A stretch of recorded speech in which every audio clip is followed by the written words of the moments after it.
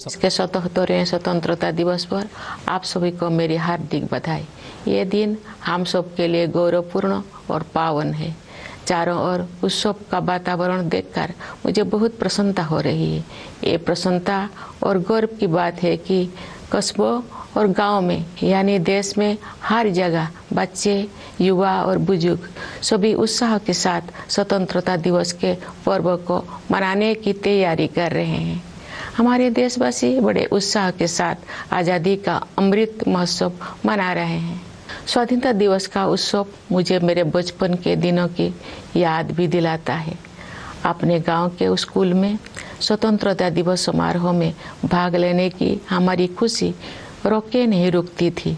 जब त्रिरंगा फहराया जाता था तो हमें लगता था जैसे हमारे शरीर में बिजली सी दौड़ गई हो। देशभक्ति के गौरव से भरे हुए हृदय के साथ हम सब राष्ट्रीय ध्वज को सलामी देते थे तथा राष्ट्रगान गाते थे। मिठाइयाँ बांटी जाती थी और देशभक्ति के गीत गाए जाते थे जो कई दिनों तक हमारी मन में गूंजते रहते थे। ये मेरा सौभाग्य रहा है कि जब मैं स्कूल में शिक्षक बनी तो मुझे उन अनुभवों को फिर से जीने का अवसर प्राप्त हुआ। जब हम बड़े होते हैं तो हम अपने खुशी को बच्चों की तरह व्यक्त नहीं कर पाते, लेकिन मुझे विश्वास है कि राष्ट्रीय पर्व से जुड़े देशभक्ति की गहरी भावना में तनिक भी कमी नहीं आती है। स्वतंत्रता दिवस हमें ये याद दिलाता है कि हम केवल एक व्यक्ति ही नहीं है, बल्कि हम एक ऐसे महान जन समुदाय का हिस्सा है जो अपनी तरह का सबसे बड़ा और जीवंत समुदाय है। ये विश्व के सबसे बड़े लोकतंत्र के नागरिकों का समुदाय है। जब हम स्वतंत्रता दिवस समारोह मनाते हैं तो वास्तव में हम एक महान लोकतंत्र के नागरिक होने का उत्सव भी मनाते हैं। हमें हर एक की अलग अलग पहचान है। जाति, पंथ, भाषा और क्षेत्र के अलावा हमारी अपने परिवार और कार्य क्षेत्र से जुड़े पहचान भी होती है, लेकिन हमारी एक पहचान ऐसे है जो इन सब से ऊपर है और हमारी वो पहचान है भारत का नागरिक होना। हम सभी समान रूप से इस महान देश के नागरिक हैं। हम सबको समान अवसर और अधिकार उपलब्ध है तथा हमारे कर्तव्य भी समान है, लेकिन ऐसा हमेशा नहीं था। भारत लोकतंत्र की जननी है और प्राचीन काल में भी हमारे यहाँ जमीनी स्तर पर लोकतांत्रिक संस्थाएं विद्यमान थी, किंतु लंबे समय तक चले औपनिवेशिक शासन ने उन लोकतांत्रिक संस्थाओं को मिटा दिया था। 15 अगस्त 1947 के दिन देश ने एक नया सवेरा देखा।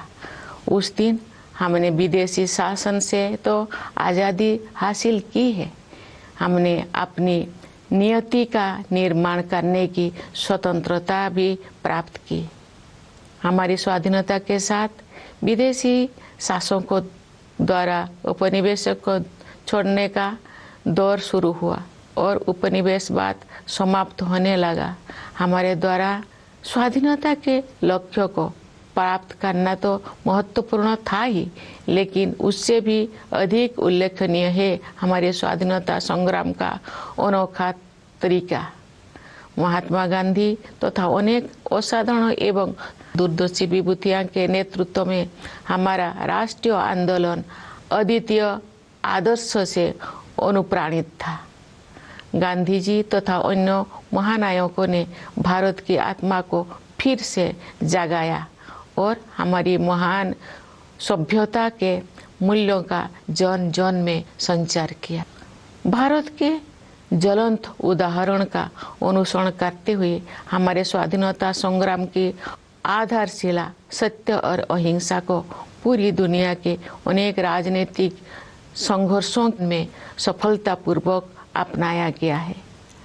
स्वतंत्रता दिवस की पूर्व संध्या पर मैं भारत के नागरिकों के साथ एकजुट होकर सभी ज्ञात और अज्ञात स्वतंत्रता सेनानियों को कृतज्ञतापूर्वक श्रद्धांजलि अर्पित करती हूँ। उनके असंख्य बलिदानों से भारत ने विश्व समुदाय में अपना स्वाभिमानपूर्ण स्थान फिर से प्राप्त किया। मातंगिनी हाजरा और कनकलता बरुआ जैसे वीरांगनाओं ने भारत माता के लिए अपने प्राण निछावर कर दिया। माँ कस्तूरबा राष्ट्रपिता महात्मा गांधी के साथ कदम से कदम मिलाकर सत्याग्रह के मार्ग पर चलती रही। सरोजिनी नायडू, अमू स्वामीनाथन, रमा देवी, अरुणा आसफ अली और सुचेता कृपलानी जैसे अनेक महिला विभूतियों ने अपने बाद की सभी पीढ़ियों की महिलाओं के लिए आत्मविश्वास के साथ देश तथा समाज की सेवा करने के प्रेरक आदर्श प्रस्तुत किए हैं।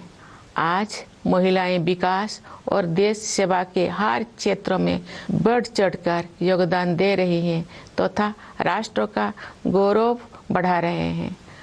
आज हमारी महिलाओं ने ऐसे अनेक क्षेत्रों में अपना विशेष स्थान बना लिया है जिनमें कुछ दशकों को पहले उनकी भागीदारी की कल्पना भी नहीं की जा सकती थी। मुझे ये देखकर प्रसन्नता होती है कि हमारे देश में महिलाओं के आर्थिक सशक्तिकरण पर विशेष ध्यान दिया जा रहा है। आर्थिक सशक्तिकरण से परिवार और समाज में महिलाओं की स्थिति मजबूत होती है। मैं सभी देशवासियों से आग्रह करती हूँ कि वे महिला सशक्तिकरण को प्राथमिकता दें। मैं चाहूँगी कि हमारी बहनें और बेटियाँ साहस के साथ हर तरह की चुनौतियों का सामना करें और जीवन में आगे बढ़ें। महिलाओं का विकास स्वाधीनता संग्राम के आदर्श में शामिल है।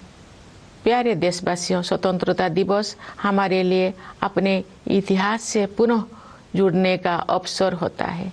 ये हमारे वर्तमान का आकलन करने और भविष्य की राह बनाने के बारे में चिंतन करने का अवसर भी है। आज हम देख रहे हैं कि भारत ने न केवल विश्व मंच पर अपना यथाचित स्थान बनाया है, बल्कि अंतर्राष्ट्रीय व्यवस्था में अपनी प्रतिष्ठा को बढ़ाया भी है। अपनी यात्राओं और प्रवासी भारतीयों के साथ बातचीत के दौरान मैंने अपने देश के प्रति उनमें एक नया विश्वास तथा गौरव का भाव देखा है। भारत पूरी दुनिया में विकास के लक्ष्यों और मानवीय सहयोग को बढ़ावा देने में महत्वपूर्ण भूमिका निभा रहा है। भारत ने अंतर्राष्ट्रीय मंच पर अग्रणी स्थान बनाया है तथा G20 देशों की अध्यक्षता का दायित्व भी संभाला है। चूँकि G20 समूह दुनिया की 2/3 जनसंख्या का प्रतिनिधित्व करता है, इसीलिए ये हमारे लिए वैश्विक प्राथमिकताओं को सही दिशा में ले जाने का एक अद्वितीय अवसर है। G20 की अध्यक्षता के माध्यम से भारत व्यापार और वित्त के क्षेत्र में हो रही निर्णयों को न्याय संगत प्रगति की ओर ले जाने में प्रयासरत है। व्यापार और वित्त के अलावा मानव विकास से जुड़े विषय भी कार्यसूची में शामिल किए गए हैं। ऐसे कई मुद्दे जो पूरे मानवता के लिए महत्वपूर्ण है और किसी भौगोलिक सीमा से बंधे हुए नहीं है। मुझे विश्वास है कि भारत के प्रभावी नेतृत्व के साथ G20 के सदस्य देश उन मोर्चों पर उपयोगी कार्रवाई को आगे बढ़ाएंगे।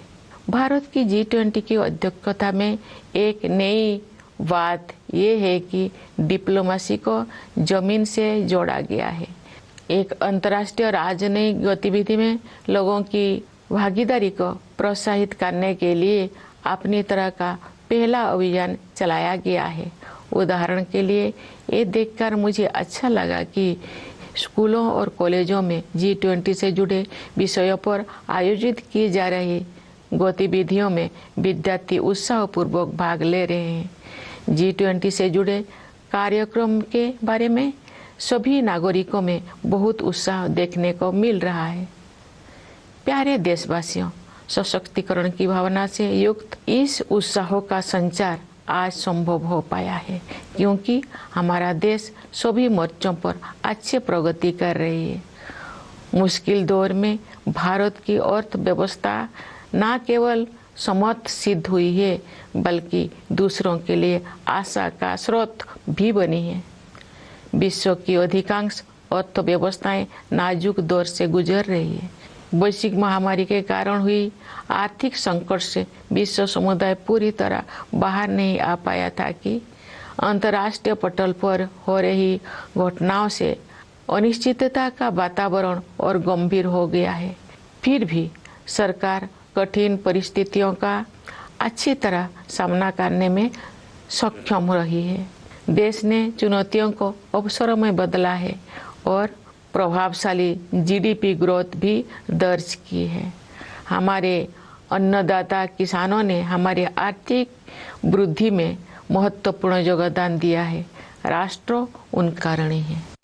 वैश्विक स्तर पर मुद्रास्फीति यानी इन्फ्लेशन चिंता का कारण बनी हुई है, लेकिन सरकार और रिजर्व बैंक इस पर काबू पाने में सफल रही है। सरकार ने जनसामान्य पर मुद्रास्फीति का अधिक प्रभाव नहीं पड़ने दिया है और साथ ही गरीबों को व्यापक सुरक्षा कवच भी प्रदान किया है। वैश्विक आर्थिक विकास के लिए दुनिया की निगाहें आज भारत पर टिकी हुई है। आज भारत विश्व की 5वीं सबसे बड़ी अर्थव्यवस्था बन गया है। विश्व में सबसे तेजी से बढ़ रही बड़ी अर्थव्यवस्था के रूप में भारत विश्व की 3री सबसे बड़ी अर्थव्यवस्था बनने की ओर अग्रसर है। हमारी आर्थिक प्रगति की इस यात्रा में समावेशी विकास पर जोर दिया जा रहा है। निरंतर हो रही आर्थिक प्रगति के 2 प्रमुख आयाम हैं। एक और व्यवसाय करना आसान बनाकर और रोजगार के अवसर पैदा करके उद्यमशीलता की संस्कृति को बढ़ावा दिया जा रहा है। दूसरे ओर जरूरतमंदों की सहायता के लिए विभिन्न क्षेत्रों में पहल की गई है तथा व्यापक स्तर पर कल्याणकारी कार्यक्रम चलाया जा रहे हैं। वंचितों को वरीयता प्रदान करना हमारी नीतियों और कार्य के केंद्र में रहता है। परिणाम स्वरूप पिछले दशक में बड़ी संख्या में लोगों को गरीबी से बाहर निकलना संभव हो पाया है। इसी प्रकार आदिवासियों की स्थिति में सुधार लाने और उन्हें प्रगति की यात्रा में शामिल करने हेतु विशेष कार्यक्रम चलाया जा रहा है। मैं अपने आदिवासी भाई बहनों से अपील करती हूँ कि आप सब अपने परंपराओं को समृद्ध करते हुए आधुनिकता को अपनाएं। मुझे ये जानकर खुशी हुई है कि आर्थिक विकास के साथ साथ मानव विकास संबंधी सरकारों को भी उच्च प्राथमिकता दी जा रही है। मैं एक शिक्षक रही हूँ, इस नाते भी मैंने ये समझा है कि शिक्षा सामाजिक सशक्तिकरण का सबसे प्रभावी माध्यम है। वर्ष 2020 की राष्ट्रीय शिक्षा नीति से बदलाव आना शुरू हो गया है। विभिन्न स्तरों पर विद्यार्थियों और शिक्षाविदों के साथ मेरी बातचीत से मुझे ज्ञात हुआ है कि अध्ययन की प्रक्रिया अधिक फ्लेक्सिबल हो गया है। इस दूरदर्शी नीति का एक प्रमुख उद्देश्य प्राचीन मूल्यों को आधुनिक कौशल के साथ जोड़ना है। इससे आने वाले वर्षों में शिक्षा के क्षेत्र में अभूतपूर्व परिवर्तन होंगे और परिणाम स्वरूप देश में एक बहुत बड़ा बदलाव दिखाई देगा। भारत की प्रगति को देशवासियों, विशेषकर युवा पीढ़ी के सपनों से शक्ति मिलती है। विकास के अनंत संभावनाएं देशवासियों की प्रतीक्षा कर रही है। स्टार्टअप से लेकर खेलकूद तक हमारी युवाओं ने उत्कृष्टता के नई आसमानों की उड़ान भरी है। आज के नई भारत की महत्वाकांक्षाओं के नई क्षितिज असीम है। भारतीय अंतरिक्ष अनुसंधान संगठन नई ऊंचाई को छू रहा है और उत्कृष्टता के नए आयाम स्थापित कर रहा है। इस वर्ष इसरो ने चंद्रयान 3 लॉन्च किया है, जो चंद्रमा की कक्षा में प्रवेश कर चुका है और कार्यक्रम के अनुसार उसका विक्रम नामक लैंडर तथा प्रज्ञान नामक रोवर अगले कुछ ही दिनों में चंद्रमा पर उतरेगा। हम सभी के लिए वो गौरव का क्षण होगा और मुझे भी उस पल का इंतजार है।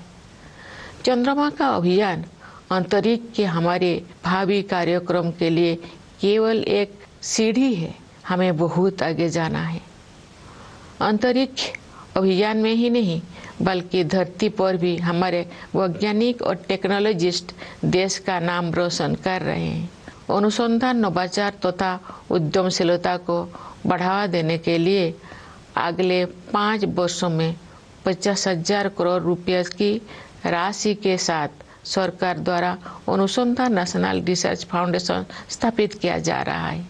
ये फाउंडेशन हमारी कॉलेजों, विश्वविद्यालयों और अनुसंधान केंद्रों में रिसर्च एवं डेवलपमेंट को आधार प्रदान करेगा, उन्हें विकसित करेगा तथा आगे ले जाएगा। प्यारे देशवासियों, ज्ञान विज्ञान में उत्कृष्टता प्राप्त करना ही हमारा लक्ष्य नहीं है, बल्कि हमारे लिए ये मानवता के विकास के साधन है। एक क्षेत्र जिस पर पूरे विश्व के वैज्ञानिकों और नीति निर्माताओं को और अधिक तत्परता से ध्यान देना चाहिए वो है जलवायु परिवर्तन। हाल के वर्षों में बड़ी संख्या में एक्सट्रीम वेदर इवेंट्स हुई है। देश के कुछ हिस्सों में असाधारण बाढ़ का सामना करना पड़ा है। कुछ स्थान सूखे की मार झेलते हैं। इन सब का एक प्रमुख कारण ग्लोबल वार्मिंग को भी माना जाता है।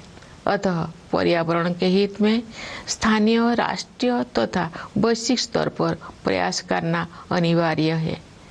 इस संदर्भ में ये उल्लेखनीय है कि रिन्यूएबल एनर्जी के क्षेत्र में हमने अभूतपूर्व लक्ष्यों को प्राप्त किया है। अंतर्राष्ट्रीय सौर ऊर्जा अभियान को भारत ने नेतृत्व प्रदान किया है। अंतर्राष्ट्रीय प्रतिबद्धताओं को पूरा करने में हमारा देश अग्रणी भूमिका निभा रहा है। विश्व समुदाय को हमने लाइफ यानी लाइफस्टाइल फॉर एनवायरनमेंट का मंत्र दिया है।